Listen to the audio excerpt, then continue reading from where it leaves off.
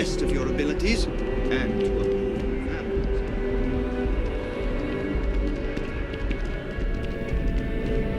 families. Sarah, good to see you. Who's your friend? Hopefully Constellation's newest member.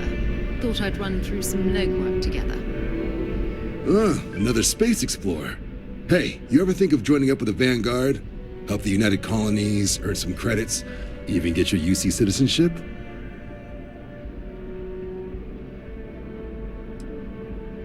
Excellent. Just need to do a little paperwork. An orientation on the UC, and knock out an exam, and a probationary mission. We need to know you'll be able to hack it out there after all. Do well. You'll be out there keeping the peace in no time. Don't forget, John. I need him back after you wrap him in that fancy get-up of yours. No worries, Sarah. I'm not forgetting about you or our little business afterwards. Promise. First things first, head down to the orientation hall and get signed up at the registration terminal. System will walk you through the rest. Oh, and if you got a bounty, well, you're gonna have to make things right with the UC. We'll let you join.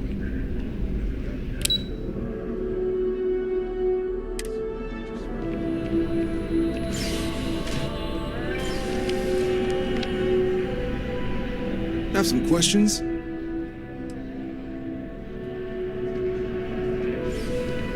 Something wrong with the exam?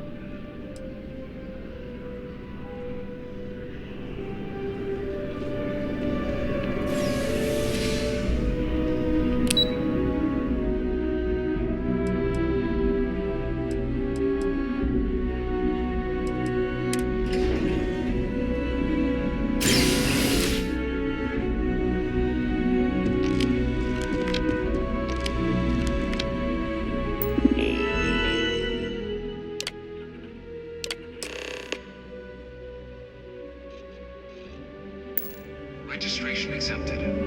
You may now proceed through the historical displays in the orientation hall, or continue on to the examination.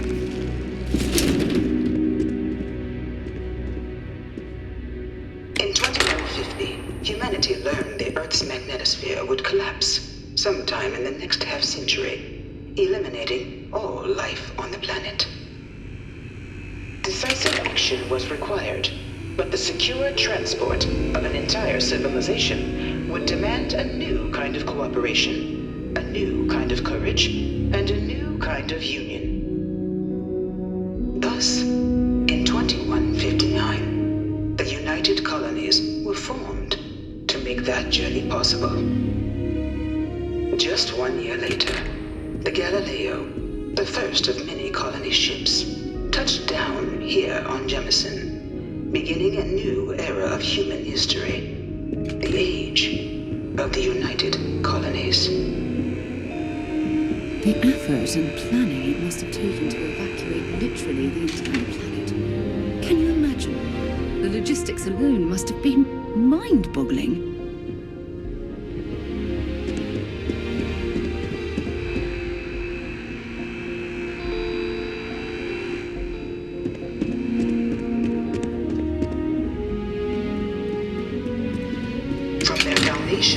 The United Colonies strove to provide all their citizens with opportunity, security, and peace. But there were those among the UC that still wanted something more: independence. So in 2161, the UC issued the Centaurus Proclamation, granting UC citizens the right to settle distant worlds and form their own sovereign powers. It wasn't long before the first new faction, the Free Star Collective, was formally organized in 2188, later followed by House Varun, revealing themselves to the universe in 2230. The result of the Centaurus Proclamation has always left me torn. So much conflict arose as a result. Was it worth it? The Freestar Collective was initially founded in 2188, when the citizens of Aquila banded together with the pleasure city of Neon in mutual defense. But in 2194, after the deployment of a UC medical star station in orbit around their world, the citizens of Narion also requested to join the collective.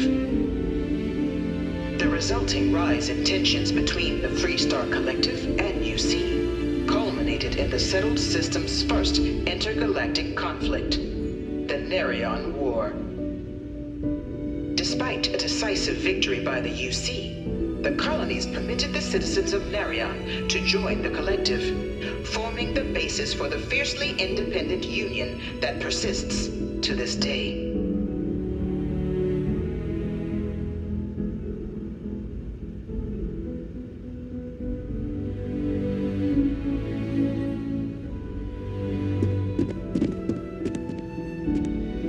Beginning in 2240, House Varun forces declared all-out war on the rest of human civilization, initiating the Serpent's Crusade. Over the next 23 years, thousands of Freestar, UC, and independent souls were killed by agents of House Varun in the name of their Serpent God. It was only with the death of their founder in 2263 and the succession of his heir Jarek that House Varun finally sued for peace. There remains, however, select members of House Varun who refuse to recognize the cessation of hostilities their leaders established. Even after House Varun's mysterious disappearance, these zealots remain a threat to all who encounter them. Their pacification, a goal of all space.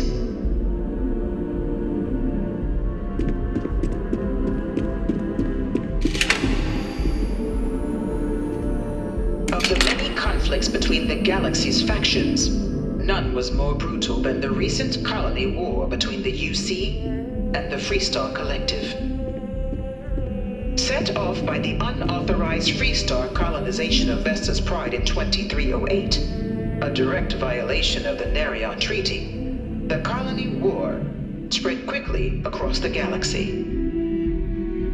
Both sides deployed every tool at their disposal: armadas of warships, mechanized combat platforms, or mechs, even bioengineered alien creatures, the infamous UC xenoweapons. It was only in 2311 at the Battle of Cheyenne that the scales finally tipped, the Freestar Collective, utilizing their civilian fleet as a human shield, successfully crippled the superior United Colonies Navy. After their shocking victory against the galaxy's greatest navy, the Freestar Collective offered terms of peace, which the colonies, out of an interest in staving off any further human costs, accepted. The galaxy has been rebuilding ever since. The colony war was a horrible conflict that irreparably wounded the settled systems.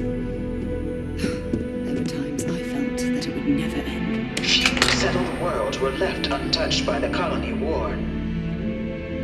But nowhere could the viciousness of modern warfare be seen more clearly than on the Freestar planet of Nera. Initially occupied by invading United Colonies forces as a forward operating position, repeated attempts to take and retake the planet by collective forces led only to devastation. Swaths of the world were transformed into scorched husks, a nightmarish testament to the depths of human ingenuity and human cruelty. And today, Nera remains a continuing reminder to the horrors of unfettered war.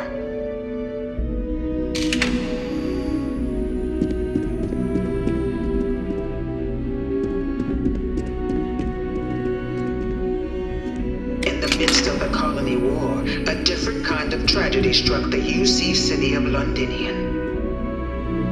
A newly constructed but critical supply center for the United Colonies war effort, Londinian found itself overrun by one of the galaxy's most mysterious predators, the Terramorph.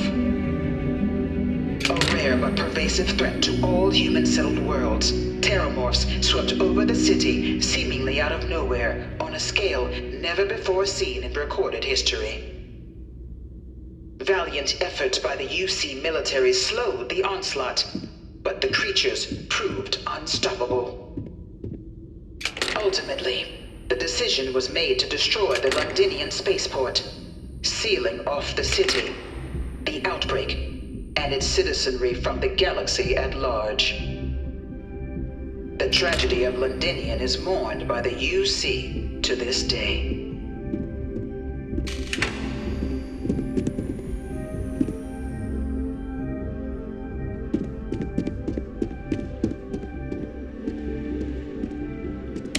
Devastation wrought by the Colony War, the UC and the Freestar Collective came together to ratify a treaty that became known as the Armistice. Both sides agreed to a vast reduction in standing forces, and that xeno-weapons and mech warfare would be outlawed. All related research was sealed away, accessible only in cases of dire emergency. But the Collective had another demand, that the active commanders of the UC military stand trial for their actions. The United Colonies, in the interest of peace and galactic security, agreed. In 2311, 3 United Colonies senior officers were found guilty. Commander Henry Durant, General Indira Rastogi, and Fleet Admiral Francois Sanon, known better as Ve Victus. All were sentenced to death for their actions, bringing the colony war to a close and returning peace to the galaxy at long last. I was a strong supporter of the Armistice. All of the terrible weapons that both sides used against one another. It had to end.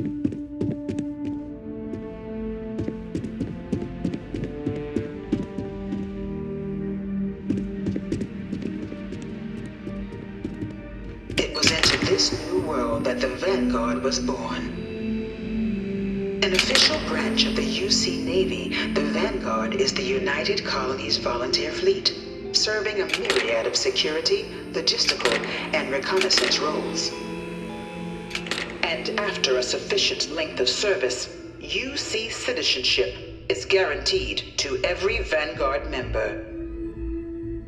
Open to all captains, regardless of origin, the Vanguard is leading the charge to protect and support the citizens of the United Colonies, wherever in the galaxy they may be.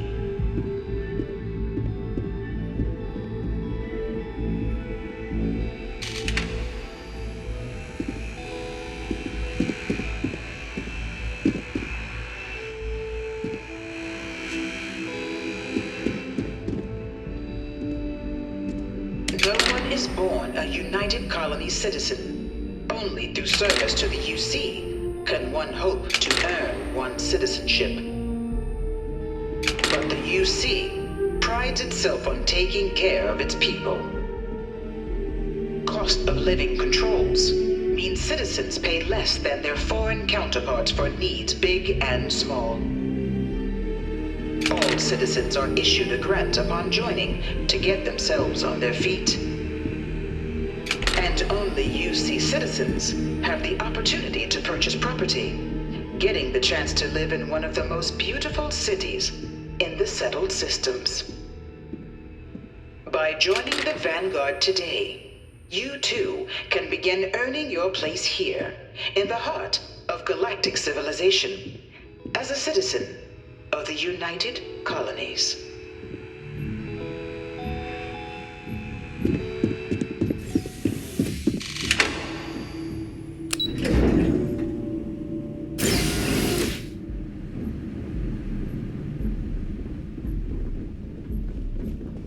Welcome, applicant, to the piloting simulation chamber.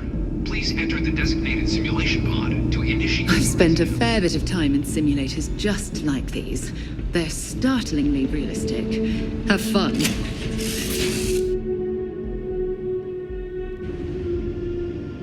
This is the Mark 18 flight simulation chamber, applicant. Currently in orbit around a high-detail recreation of a remote world. When you're ready to begin, please take a seat in the pilot's chair. Your exam is simple. Defeat as many tiers of opponents as you can before your ship is disabled. You must defeat at least 3 tiers of opponents to pass the exam. Good hunting, applicant.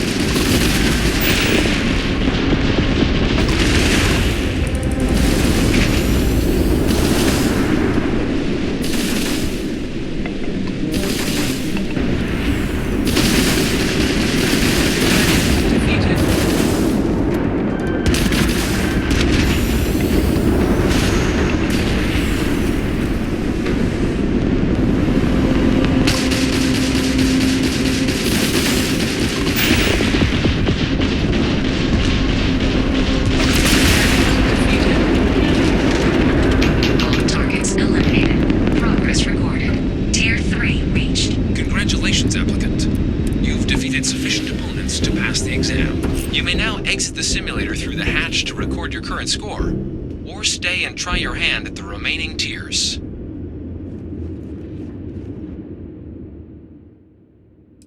Shut down.